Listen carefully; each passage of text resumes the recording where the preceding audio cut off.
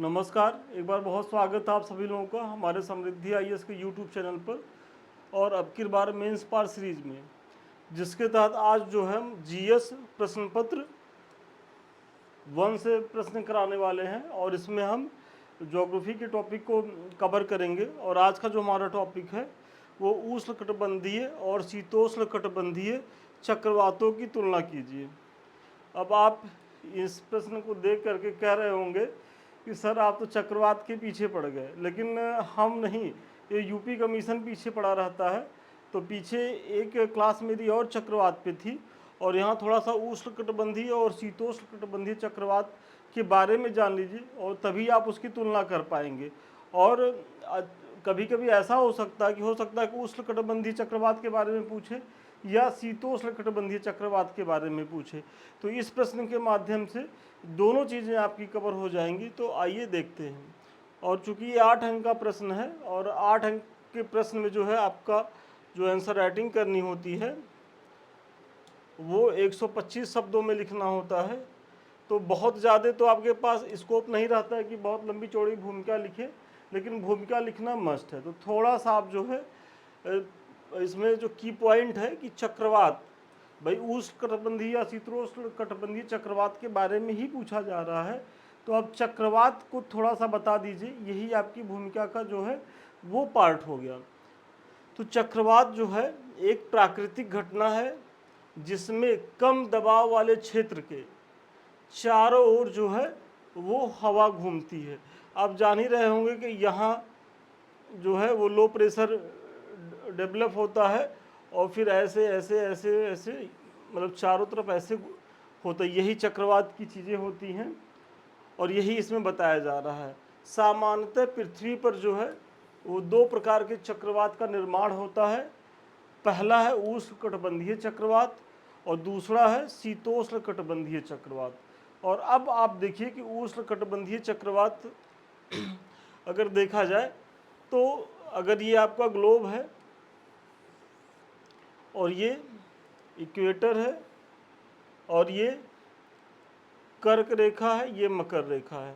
तो आप सभी जानते होंगे कि उष्णकटिबंधीय चक्रवात जो है ये इतना भाग छोड़ दिया जाए, मतलब 5 अंश ऊपर 5 अंश नीचे इसको छोड़ दिया जाए, तो ये जो क्षेत्र होते हैं यहाँ कौन से चक्रवात आते हैं? यहाँ उष्णकटिबंधीय चक्रवात आते हैं।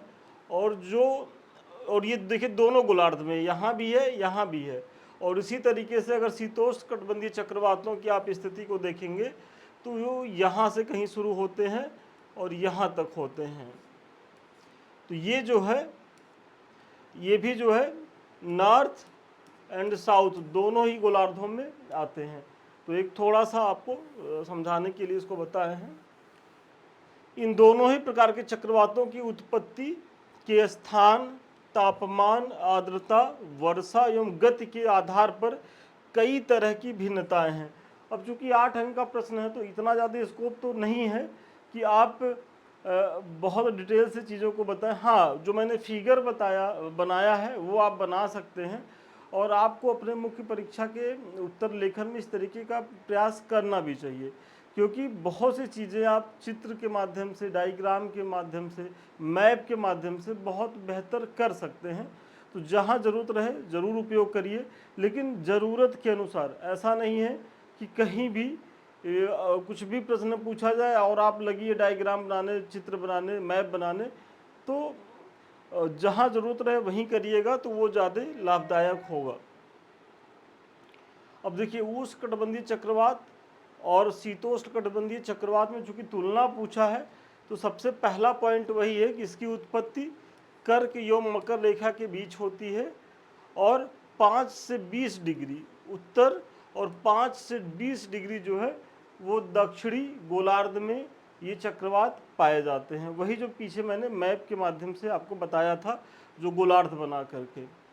तो ये एक पॉइंट हो गया। जबकि अगर शीतोष्णकटिबंधीय चक्रवात की उत्पत्ति को देखा जाए तो ये उपध्रुवीय निम्न वायुदाब पेटी के आसपास होती हैं और इनकी उत्पत्ति 35 से 65 डिग्री अक्षांशों के मध्य उत्तरी एवं दक्षिणी गोलार्धों में पाई जाती है। अगर एक बार फिर से मैं रिवीजन के लिए बना दे रहा हूँ, ये अगर इक्वेटर है और ये जो है 23.5 अंश है और ये भी 23.5 अंश, तो कहीं ये 35 से 65 की जो चीज़ें पाई जा रही हैं वो यहाँ से ले करके यहाँ तक का क्षेत्र होगा। थोड़ा सा मैप ये छोटा बन गया है गोलार्ध, तो इसी क्षेत्र में इसी के बीच जो है ये शीतोष्ण कटिबंधीय जो है चक्रवात पाए जाते हैं। तो आप भी जो है दिखाते समय इस तरीके का जो है एक ग्लोब बना करके चीज़ों को दिखा सकते हैं, तो बहुत अच्छा इंप्रेशन रहेगा। ये चक्रवात व्यापारिक पवनों के प्रभाव में सामान्यतः पूर्व से पश्चिम की दिशा में गति करते हैं। मतलब इनकी जो गति होती है वो कैसी होती है, एंटी क्लॉकवाइज होती है। और ये पूर्व से, अगर ये देखिए ऐसे है ना, नॉर्थ साउथ ईस्ट वेस्ट, तो ये ऐसे गति कर रहे हैं। तो वही चीज़ें आप यहाँ बता रहे हैं। और ये चक्रवात सामान्यतः पश्चिम से पूर्व पछुआ पवनों के प्रभाव में जो है ये गति करते हैं। तो ये आप बता दे रहे हैं। देखिए आगे बढ़ने से पहले छोटी लेकिन महत्वपूर्ण सूचना, हमारे जो टेस्ट सीरीज प्रोग्राम है इसके तहत 8 मई से जो है एक नया बैच शुरू हो रहा है पेपर 2 से। और इसमें जो बच्चे इस बार मुख्य परीक्षा दे रहे हैं या जिन्हें अगली बार मुख्य परीक्षा देना है, मतलब प्रीलिम्स के बाद, तो वो इस बैच का लाभ उठाए। और ये पेपर 2 से स्टार्ट है। यहाँ डेली आपको प्रश्न दिए जाएंगे, उसका मूल्यांकन होगा, आप लिख करके भेजेंगे, जो भी कमी रहेगी वो बताई जाएगी। साथ ही साथ जो है वो मॉडल आंसर भी दिए जाते हैं। और अगर आप हमारे केवल पेपर 2 बैच से जुड़ना चाहते हैं तो इसकी फ़ी बहुत कम है, 999 रुपये है। और अगर आप पूरा पैकेज लेना चाहते हैं तो 4,999 रुपये है। तो आप लोग जो है अवसर का लाभ उठाएं, इससे जुड़े। इसी तरीके से आपकी कॉपी का मूल्यांकन होता है। देखिए जो भी कमी है वो बताई गई है और फिर लास्ट में जो है ये मॉडल आंसर भी दे दिया जाता है। चलिए अब अगला देखा जाए कि उष्णकटिबंधीय जो चक्रवात होते हैं वो शीतोष्ण चक्रवातों की अपेक्षा छोटे होते हैं। मतलब ये क्या है कि ये इनका जो दायरा होता है थोड़ा सा छोटे, मतलब संकुचित होता है तुलनात्मक किसके, शीतोष्ण कटिबंधीय चक्रवातों के। जबकि शीतोष्ण कटिबंधीय चक्रवात उष्ण कटिबंधीय चक्रवातों की तुलना में आकार में जो है वो विस्तृत होते हैं। अब दूसरा अंतर अगर आप देखेंगे कि ये चक्रवात सागरों के ऊपर तो तीव्र गति से चलते हैं तथा स्थलीय भागों तक पहुँचते पहुँचते ये क्षीण हो जाते हैं। और जब कभी आप आंध्र प्रदेश या उड़ीसा के तट पर जो चक्रवात आते हैं, तो जब वो बंगाल की खाड़ी के ऊपर होते हैं तो वहाँ तो वाकई में बहुत तीव्र गति से चलते हैं। लेकिन जैसे ही ये कोस्टल एरिया में मतलब लैंड को टच करते हैं तो ये इनकी गति धीमी हो जाती है, इनका प्रभाव सीमित हो जाता है। इसलिए देखिए कि इनका प्रभाव वही कोस्टल एरिया तक ही सिमट के रह जाता है। अगर कोई बहुत व्यापक, मतलब बहुत बड़ा तूफान ना आ जाए, चक्रवात ना आ जाए, तो उसके लिए ये चीज़ें हैं। इन चक्रवातों का कोई निश्चित मार्ग नहीं होता है। किसका, शीतोष्ण कटिबंधीय चक्रवात का कोई निश्चित मार्ग नहीं होने के कारण इनके मार्ग को मेखलाओं के रूप में जो है दिखाया जाता है। मतलब इनका कोई निश्चित मार्ग नहीं होता और ये बहुत विस्तृत भूभाग पर ये आते हैं। कौन, शीतोष्ण कटिबंधीय चक्रवात। और आपको भी देखिए जब आपके प्रश्न में इस तरीके का आए प्रश्न, आप तो ऐसे ही लिखना है कि एक तरफ एक पक्ष दिखा दीजिए, दूसरे पक्ष दूसरा, और सामने ही सामने दोनों की तुलना करते हुए चलिए। ऐसा नहीं कि पहले एक को लिख दीजिए उसके बाद नीचे, ये अप्रोच थोड़ा सा ठीक नहीं होता है। आपको इसी अप्रोच को अपने मुख्य परीक्षा में भी जो है वो लाना है। चलिए अगला जो इसमें अंतर है कि उष्णकटिबंधीय चक्रवातों में कपासी वर्षा बादल के कारण तड़ित झंझा के साथ मूसलाधार वर्षा होती है। यो अचानक जो है वर्षा रुक जाती है और ये कम समय के लिए होती है। मतलब इनका प्रभाव क्षेत्र कभी कभी तो कुछ घंटे तक ही रहता है या बहुत हो सकता है 6, 7, 8 घंटे तक। लेकिन अगर यहाँ देखा जाए तो इन चक्रवातों में वर्षा स्तरीय बादल के कारण वर्षा जो होती है वो विस्तृत क्षेत्र पर होती है, अधिक देर तक होती है एवं मंद गति से होती है। मतलब यहाँ जो तड़ित झंझा के साथ बहुत अचानक से खूब तेज बारिश होगी, उसके बाद अचानक सडन ही वो चीज़ें रुक जाती हैं, यहाँ जस्ट इसके अपोजिट होता है कि मतलब वर्षा मंद गति से होगी, बहुत विस्तृत क्षेत्र में होगी और धीरे धीरे होगी, लेकिन वो बहुत पर्याप्त वर्षा हो जाएगी। तो वही आप इसमें बता रहे हैं। और इन चक्रवातों का आकार जो होता है वो गोलाकार होता है, कीपाकार होता है या अंडाकार होता है।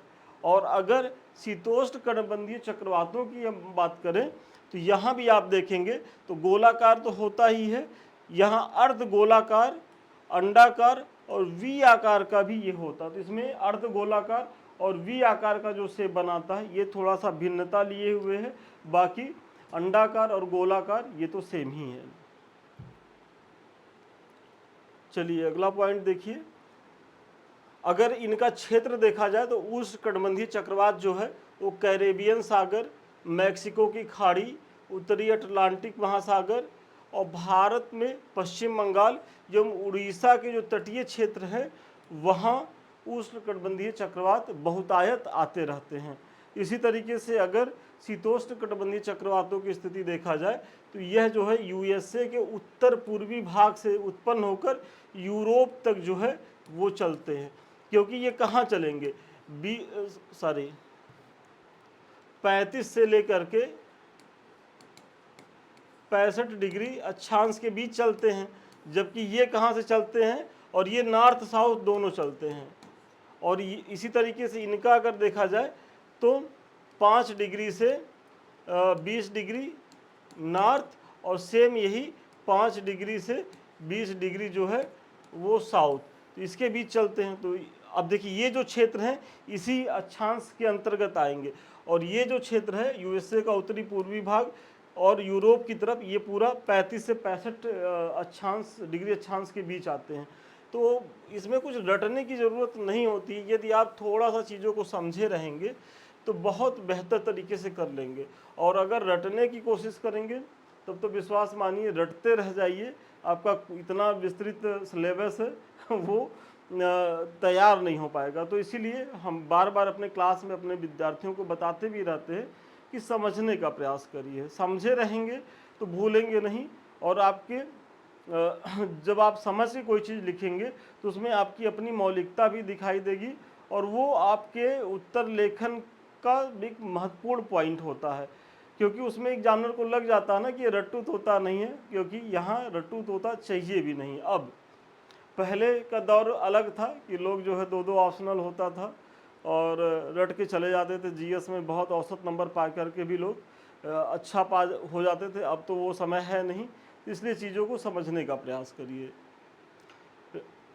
अब आप इसका क्षेत्र बता दिए, अब चूँकि 125 शब्दों में ही लिखना है तो जितना मैंने पॉइंट बताया है वो सफिशियंट है। अगर इसमें एक आध आपको नहीं भी याद आएगा तब भी आप आराम से 5.5 नंबर पा जाएंगे अगर इतना लिख करके आ जाएंगे।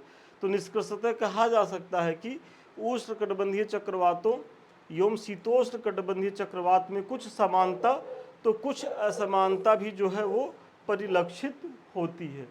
तो चलिए आज के प्रश्न का उत्तर यहीं तक था।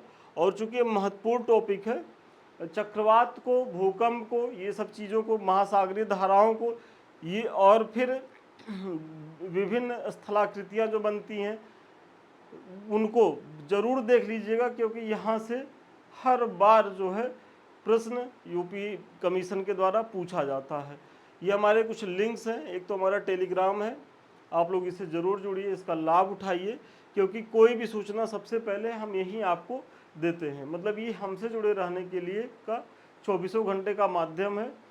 फिर ये 2 चैनल हैं, एक तो जिससे हम आप रूबरू हो रहे हैं, समृद्धि आईएएस का यूट्यूब चैनल, ये आप ही का चैनल है और इसे आप ही को आगे बढ़ाना है। तो इसलिए इसे लाइक करें, सब्सक्राइब करें और शेयर करें। और उसी तरीके से हमारा सेकंड चैनल है संदीप मिश्रा ऑफिशियल, यदि अभी तक आप लोगों ने इसे जो है सब्सक्राइब ना किया हो तो वो भी कर लें, क्योंकि यहाँ भी आपकी आवश्यकता से संबंधित बहुत सी महत्वपूर्ण जानकारियाँ पड़ी हुई हैं। और अगर आपको हमसे बात करने हो या हमारे किसी बैच से जुड़ना हो तो 7303307507 पे आप संपर्क कर सकते हैं। तो चलिए आज के लिए इतना ही, पुनः मिलते हैं नए वीडियो में नए क्लास के साथ, तब तक के लिए धन्यवाद, शुभकामनाएं आपको।